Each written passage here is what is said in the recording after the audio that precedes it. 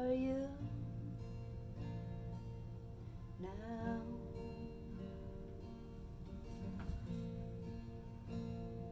'Cause I'm missing you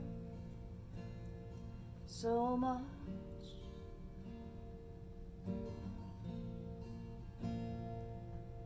You were my dream girl, you were my beautiful dream, and every day together was like a fantasy. You made me laugh, you made me cry, you made me feel real comfy and loved inside. Now I miss you, I had to let you go, I didn't want to. Now tell me, does it show? Oh yeah, and it's the agonizing pain. It's the agonizing pain of it all. Oh yeah, and it's the agonizing pain. It's the agonizing pain from you. Well, I remember that night you cried so hard, right in my arms, because you had to leave me, and then you left me, and I left you. Did we have to pray? Why did we have to believe? And it's the agonizing pain, it's the agonizing pain of it all. Oh yeah, and it's the agonizing pain, it's the agonizing pain from you.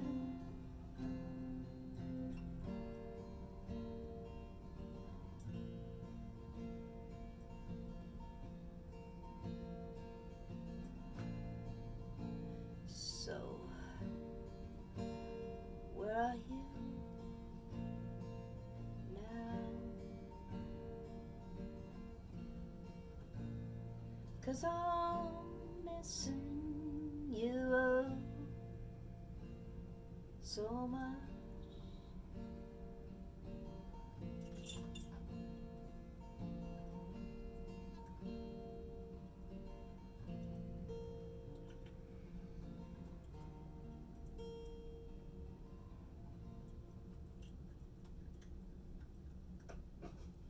You'll hear my cat eating. And why my wife decided to pick up said cat during the middle of that, so she just completely yelled, it's beyond me too.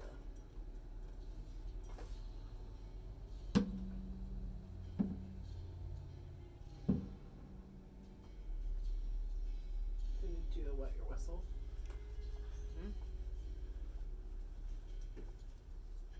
So I'm gonna have a cup of wine. Cheers. So what was it that got you into all this music writing and such? Wow.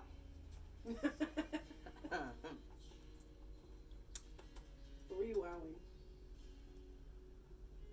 I'm almost having to think, because thinking is not. I don't know. I guess music just got you into being such a fan of the musics. Fan of the musics. Start from the beginning. Oh, well. Fan of the music started with my father.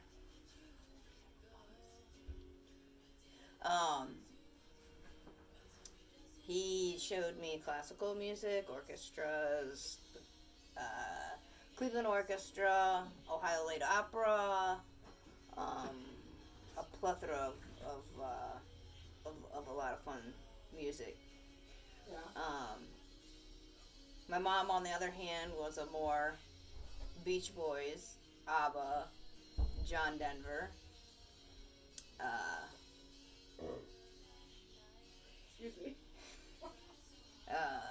Listening person. And by the way, I'll pull out a John Denver song any day of the year. I don't care. I'm cool with it. that's what got me started liking music. And we didn't listen to classics like, Pink Floyd, Beatles, all that stuff. Like things that were on the radio. Things on the radio, or, that sort of stuff. So I was very limited to what was coming in and out of my life for a while. So, I enjoyed that until I was able to, like, find bands and listen to my own music. Right. Which then you found things like? Very eclectic music. Goth, alternative,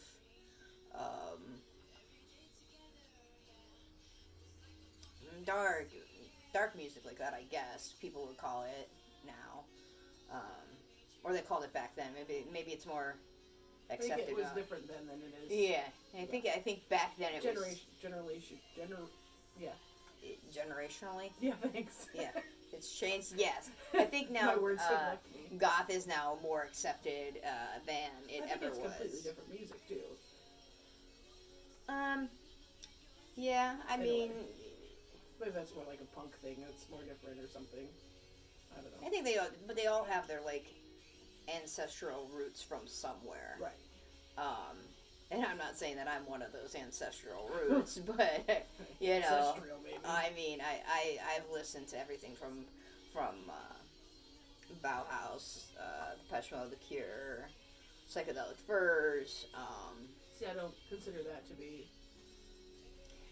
Ministry, Corrosion of Conformity. The list goes on. right. So obviously, hearing that kind of stuff made you want to play yourself. Yeah, it did. Actually, I think really like going to like a Beach Boys concert and seeing like live guitar playing and people playing music like that really. And also, I've seen John Denver. I don't know how many times at Blossom. I mean, that was like on the family like rag of concerts that we went to. So hearing like the different like the Beach Boys are a little bit more like poppy and fun and Surfing Safari and all that sort of stuff. Where John Denver's singing about the mountains and spirituality and being drunk and stuff like that. So they're like but I equally appreciated both of them. I love the acoustic guitar, but I also liked to hear the electric guitar, and then listening to goth music, I was able to like definitely hear like like totally different sounds. The guitar was doing totally different things, different amazing things. There were keyboards that were doing amazing different things. Drum machines were big back then. So, had a lot of different angles. But I definitely wanted, when I first started out, I definitely wanted to play the guitar. How did you start? Funny story. I'm going to take a sip of wine.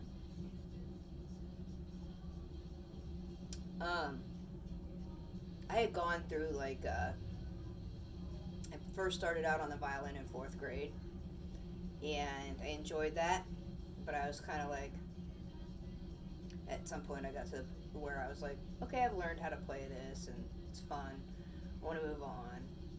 And I don't know whose decision it was, I don't remember it being mine, but I moved on to the clarinet, and that was I didn't have any problem playing that. Played that for a few years, and then I got an injury in basketball to my right here, and it was really hard for me to do the lip aperture for a reed. I guess is how you would say it. Yeah. So I decided that like drums were like the next thing I wanted to do, and I got this like stupid little like pad with like a couple of sticks, and I was like so disappointed because it didn't make any noise. you know, that would annoy anybody. So you wanted like a whole set, or at least Yeah, a snare or I something. thought that I should have like Something a that whole made noise. set, or at least like a snare, something that made noise. Like, I'm sure your parents appreciated the practice pad. I'm sure they did. I didn't. Yes. So that one got chucked real quick. And everybody in school wanted to play, like, wanted to be in the drum part of it. So, like, I was like, yeah, I'm not fighting anybody for that. Let them have it. So I moved on to cornet, and had a good time with that. I played that, I think, 7th, 8th, and 9th grade, and I was in marching band for my freshman year. And that was it, and I was done with it. And I had a good time. I had a good time with that. But this whole time, like, you know, I'm like in my head, like, I want to be a rock star. I want to play. I want to do this sort of stuff. And I heard from a birdie that you made one out of a cardboard box or something. I didn't make it out of I mean, the guitar face was a cutout from a cardboard box. Right. So I drew it and cut it out and, you know, put strings on it, you know, drew strings on it, and made it look, you know, with little knobbies and everything, and made it look really cool.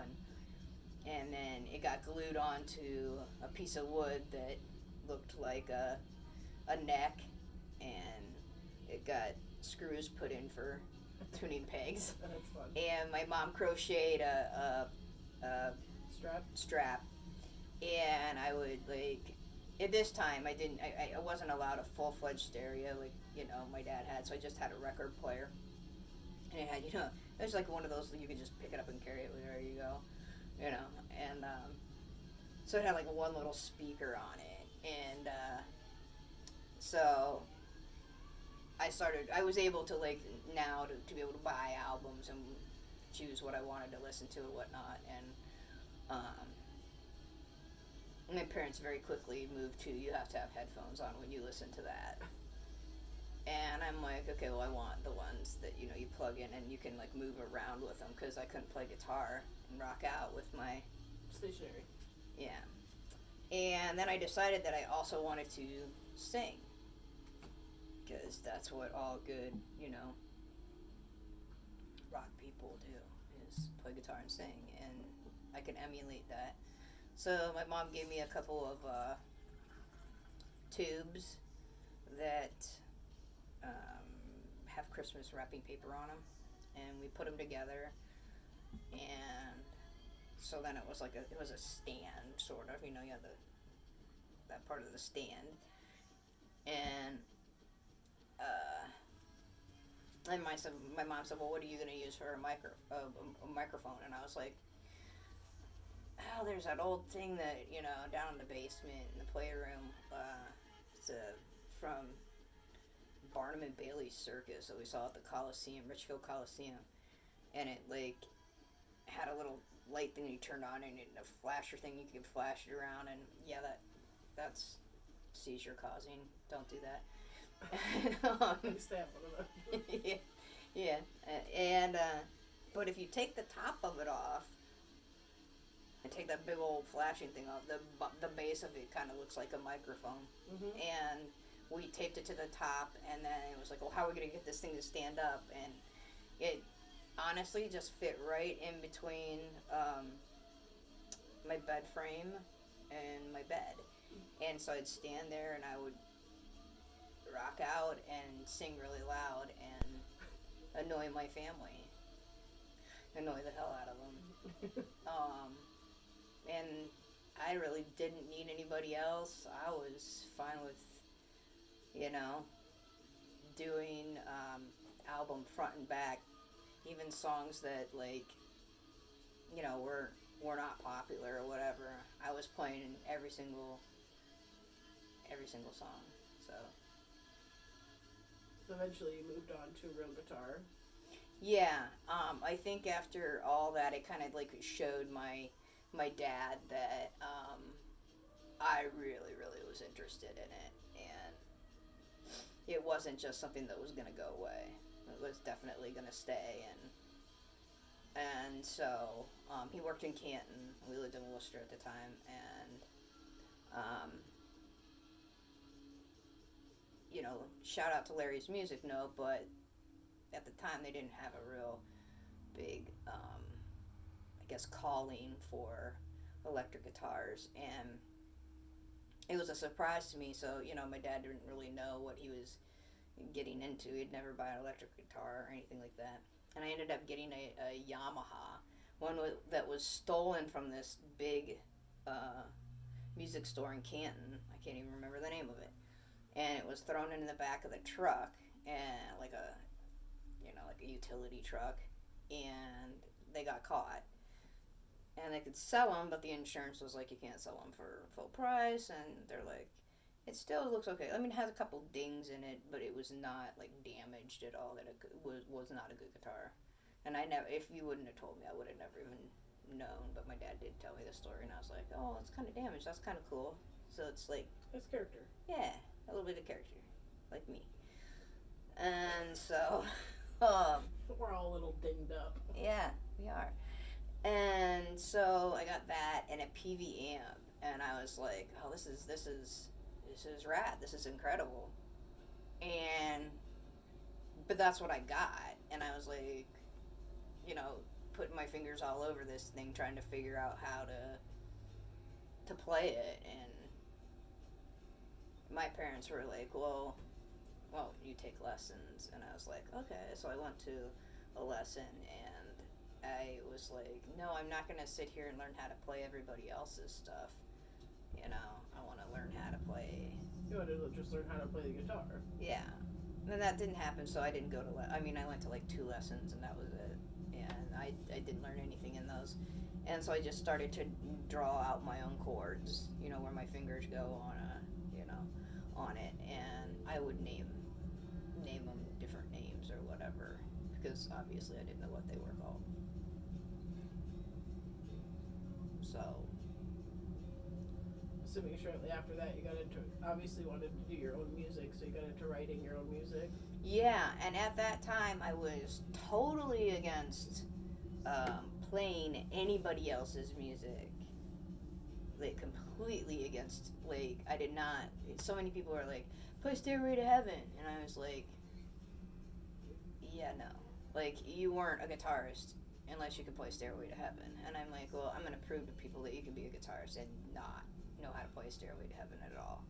Or anybody else's songs for that matter. Right. I just was totally against that. And it wasn't until recently that I started finding like enjoyment in playing other people's music. It always been just, I'm playing my own, I'm writing my own, I'm doing my own thing. And as of recently, I do enjoy playing other people's music. It also gives you a little bit of perspective on some different things and different ways of playing. But yeah, I dove in, and the first few of my songs, I'm sure, sounded like, like a dead cat, like dying out somewhere in the wilderness. But you gotta start from somewhere, so yeah. And my dad, and I think this was just more for me than it was for him, but he would do slideshows for a group in Worcester, the Nature Center or something like that.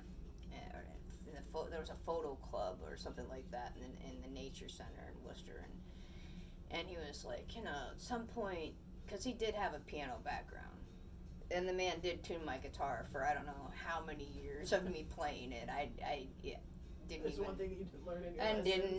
didn't learn how to tune my own guitar. And my dad tuned my guitar, and sometimes it was a real pain in the butt because I'd have to wait for him to get home from work because I had knocked it out of tune or played it out of tune, and I needed to wait for him to tune it. So, yeah, that was kind of fun. But he had thought that he was going to record his own music to play, while these photos were being, shown and stuff. And I was like, oh, that's a cool idea, Dad. You should definitely do that. We moved into we moved into my grandma's house, and his old bedroom was a third bedroom that we didn't need, and yet it turned into a music room / studio. And he had bought sequencers, a drum machine, a really awesome keyboard, FBO1 voice generator, some awesome mics, some awesome booms. It ended up picking up a acoustic guitar at a garage sale for $75. It was just kind of everything there, and then he ended up because I was just recording everything from a boombox, and you're just not getting the sound that you need, and he just kept seeing that I kept progressing and playing all this stuff, and he got me a TatScam Porta 2 Studio, and it was a 6-track, and that's what I've done most of my recording on over the years. So, and it's analog, so it was tape. So, I much prefer analog to digital, just personally. But, and he just kept buying all these new and improved things, and it was just a really awesome thing that he just, you know, did for me.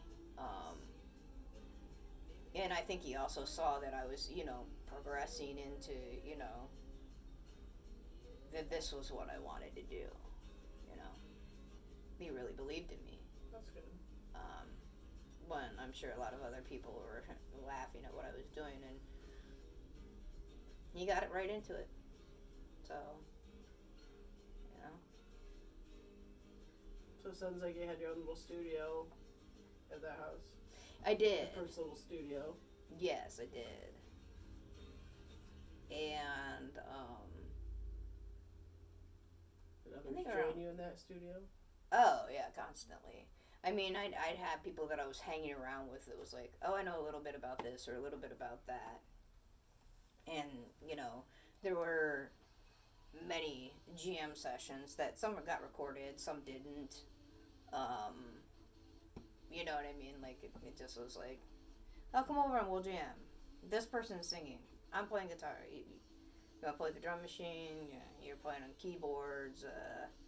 You got a bass? Play bass. I mean, you got a harmonica? Come on over, you know. And then after that, I formed a band with a guy I met from Stowe. And we were, he basically just did like keyboards and stuff, and we both did like the drum patterns and such, because there wasn't a real drum set. It was, you know, you could program it and it would play back, you know, a drum pattern, or you could do it by hand throughout the whole song, but that was a pain in the ass. I didn't have the time for that. So, and then we also had generators that would like record a part of a keyboard and then play that back, and that was pretty interesting. And I basically just stayed on guitar and I was singing, and then I kind of realized that I just wanted to more focus on the music, that I really didn't want to be a singer. And so we met this guy who I'm still friends with today. Big shout out to James Masters. He became our first lead singer, and he had a really awesome mohawk, and he did a really good job singing, and I wish that I had all of those recordings that were done with him. They're incredible, and it was just a really good time, and a really good time in, like, you know, formulating songs and putting everything together and putting crazy stuff in it, and him writing lyrics, and hey, does this sound good? What do you think about this? And it's not easy to write lyrics and put it over what somebody has written, and you have to listen, and he was really, really good at that. And I believe he still does a lot with producing and music, and I think some visual art stuff. I'm sure that I could probably let you know what he does in a different interview if he okays it. But he's really good. So that was a really, really fun time and growing experience, you know, to really move up from just being me to now working with two other people. Which, everybody learning different things from each yeah, other. and it's like learning to ride like a bicycle with two other people, you know.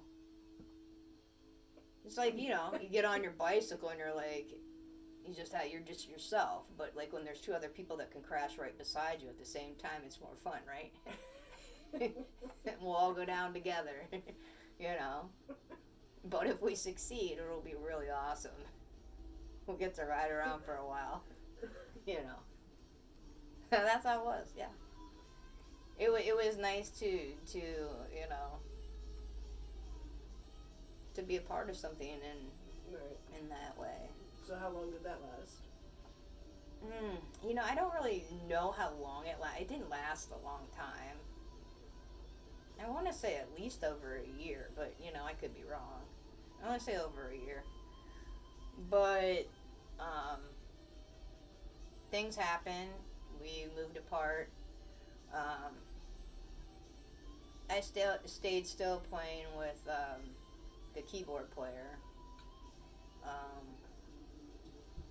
And I moved on from there as well. As I learned to maneuver through the 6-track, I realized that it was also fun as well to just to do every single track myself. And sometimes it was a lot easier not to have to argue with anybody. Like, I knew what I wanted, I knew what sound I wanted, and I was gonna do it. I didn't have to get anybody else's permission, Right. you know. But throughout all the years, I've enjoyed playing with the people that I played with. I also have enjoyed writing my own stuff and doing that. But I have to say I do enjoy both equally. I do. Guess it just depends on what kind of mood I'm in. If I wanna, others. yeah.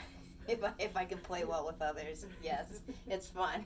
If I'm not like, you know, I'm driving this car, you know, y'all can ride along, and that's fine, but I'm driving it. But at other times, yeah, there've been times that I'm like, you know, maybe you should drive for a little while, and I'll just sit over here and, you know, throw my 2 cents in and play what I'm supposed to play, and that's it, you know. So.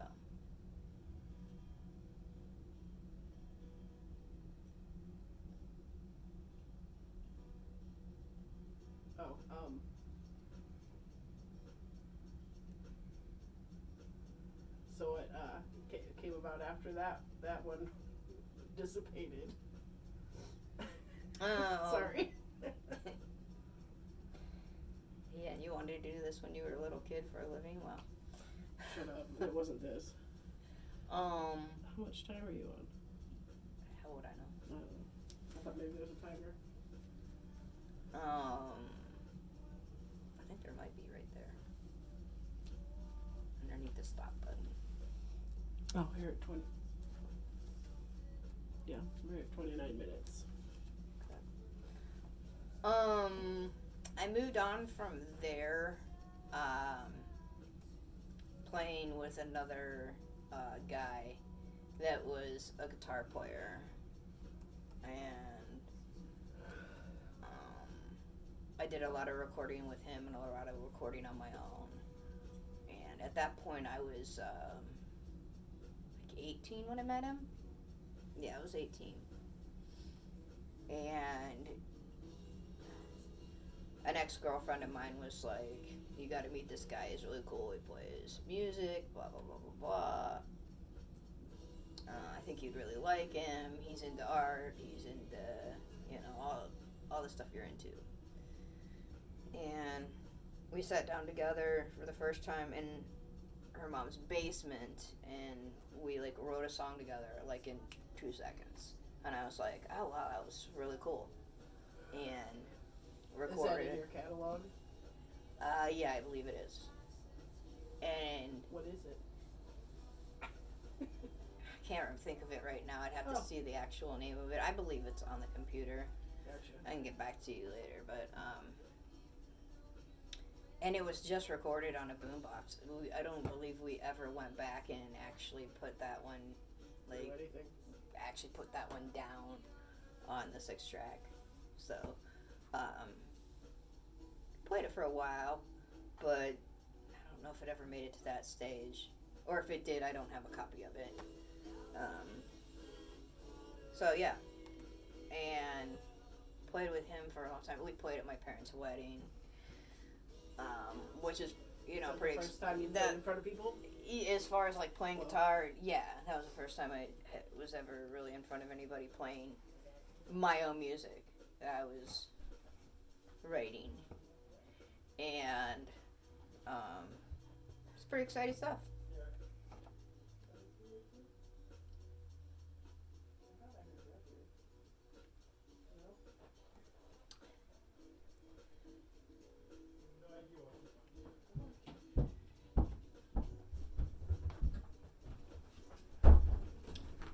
Are you not? Okay, Sassy. that's Sassy, our dog. So you played at your dad's wedding. Yeah, and that was pretty exciting. Like I said, it was the first time I'd ever like really. There were no covers or anything like that. They were just all originals, and that was my first exposure to playing any type of music out and in public and in front of people. And I remember being petrified and Understandably so. my voice cracking a couple times and worried that I wasn't going to hit the right chord at the right time, and that didn't happen, but my voice cracked a couple of times. But yeah, and I still have that recording of all that, and it's pretty cool. Very enjoyable. And just made me want to do it more. Did you then continue, playing Yeah. out at that point in time? Yeah. And a lot of like playing was kind of at that time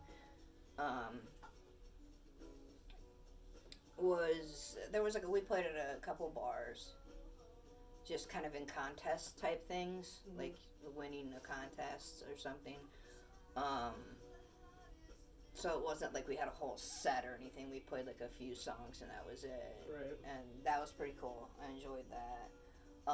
But at that time, you know, that was back when you, like, if you wanted to play somewhere, you needed a press kit. You needed, like, a tape of something, and you need clippings from other places that you'd played at. And, you know, we weren't even of age to, like, Be in a bar. be in a bar. So playing in bars were kind of, like, not... So we, like, played at parties and played in people's basements and, jammed here and jammed there and, you know, played with different people that had drum sets, actual drum sets, because I didn't have an actual drum set at the time. I just, like I said, I had the drum machine, which did work as one. Right. So,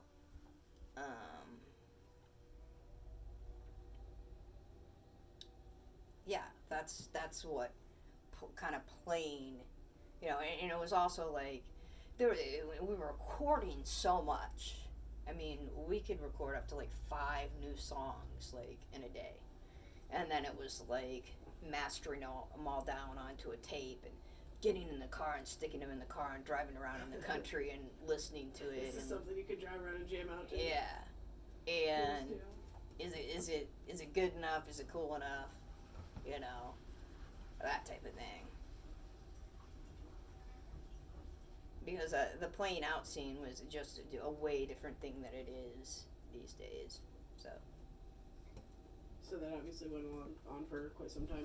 it did. It went through all my college years and after my college years, and I decided to move to New Orleans, and that kind kind of split up the playing together, obviously. Yeah. So, if you enjoyed this, we're going to be doing a couple more of these. Get to know a little bit more about me, my music. And if you like, subscribe and hit the notification button. And you'll be notified whenever I put something else up. I also have a whole bunch of new music to put up that I haven't. Some old stuff, some new stuff. Hopefully there'll be some new stuff. Because it is winter and there's not really much to do, and, you know, trying to social distance and everything like that. So, if you enjoyed this, we'll be back for probably a part 2 and a 3, because I am long-winded. Thanks. Cheers.